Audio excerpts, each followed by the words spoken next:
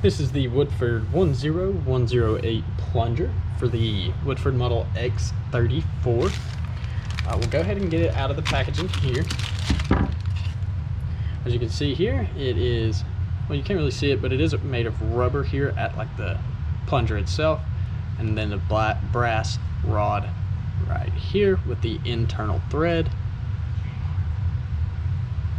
So we'll go ahead and take a couple measurements of the plunger. Get a total length. See, that total length measures right at 2.5 inches.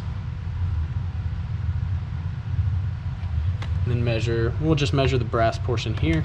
So from where this black stops to the end of the brass.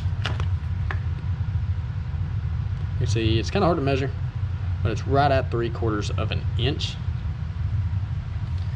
And then we can measure the rubber portion, so right where the black starts to the tip here.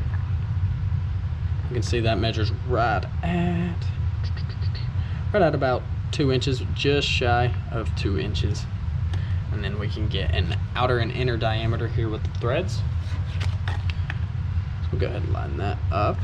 So outer diameter, we're looking at right at about just over 1/2 inch, with an inner diameter of right at 1/2 inch.